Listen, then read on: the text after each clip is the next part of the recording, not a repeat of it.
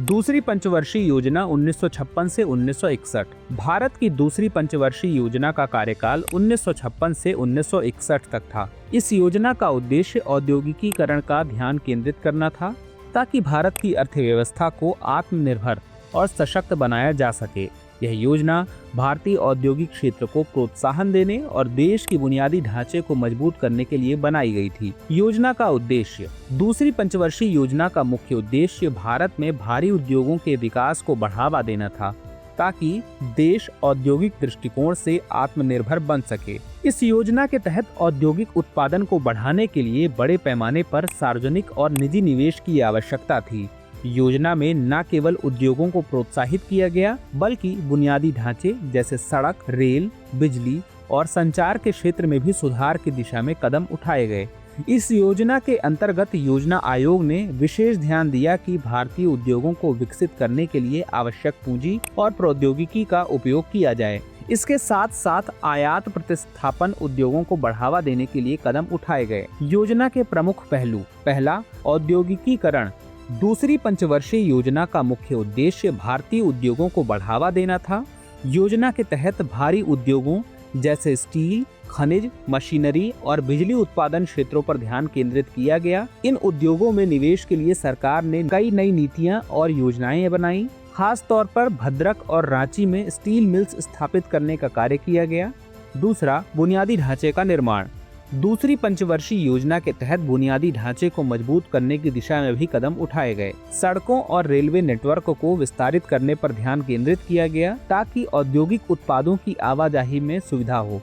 इसके साथ साथ विद्युत उत्पादन को बढ़ाने के लिए कई जल विद्युत परियोजनाओं की शुरुआत की गई। तीसरा, विदेशी पूंजी निवेश को बढ़ावा देना। भारत में औद्योगिकीकरण के लिए विदेशी पूंजी का निवेश आवश्यक था। दूसरी पंचवर्षीय योजना के तहत विदेशी निवेश को आकर्षित करने के लिए सरकार ने कई नीतियां बनाई। इससे उद्योगों के लिए विदेशी तकनीक और पूंजी का प्रवाह हुआ, जो भारत के विकास में सहायक साबित हुआ। श्रम और रोजगार। इस योजना का एक महत्वपूर्ण पहलू यह था कि औद्योगिकीकरण के कारण नए रोजगार के अवसर उत्पन्न किए गए। इसमें विशेष रूप से कृषि क्षेत्र से उद्योग क्षेत्रों में श्रमिकों का स्थानांतरण किया गया, जिससे लोगों को बेहतर जीवन स्तर प्राप्त हुआ। साथ ही श्रमिकों के अधिकारों की रक्षा के लिए औद्योगिक कानूनों में सुधार किए गए। योजना का परिणाम। दूसरी पंचवर्षीय योजना के दौरान भारत में औद्योगिक विकास में तेजी देखी गई। इस योजना के तहत कई प्रमुख उद्योगों का निर्माण हुआ और भारी उद्योगों में निवेश बढ़ा। हालांकि योजना की कुछ महत्वपूर्ण योजनाएं पूर्ण रूप से सफल नहीं हो पाई, जैसे खाद्यान्न उत्पादन की वृद्धि, क्योंकि इस समय भारत को 1962 में चीन से युद्ध और 1957 में सूखा जैसी समस्याओं का सामना करना पड़ा। इसके बावजूद दूसरी पंचवर्षीय योजना का सबसे बड़ा योगदान भारत में औद्योगिकीकरण के लिए नींव रखना था। इसके कारण भारत में औद्योगिक उत्पादन बढ़ा और आर्थिक विकास की दिशा में महत्वपूर्ण कदम उठाए गए। निष्कर्ष। दूसरी पंचवर्षीय योजना ने भारत के औद्योगिक विकास की दिशा में एक महत्वपूर्ण कदम रखा। इस योजना के तहत किए गए सुधारों ने भारतीय अर्थव्यवस्था को औद्योगिकीकरण की ओर अग्रसर किया और बुनियादी ढांचे में सुधार किया। हालांकि कुछ योजनाएं पूरी नहीं हो पाईं, फिर भी इस योजना ने भारतीय अर्थव्यवस्था को एक नए रास्ते पर डाल दिया। इसके कारण आने वाली पंचवर्षीय योजनाओं को औद्योगिकीकरण और बुनियादी ढांचे के क्षेत्र में सुधार के लिए एक स्थिर आधार मिला।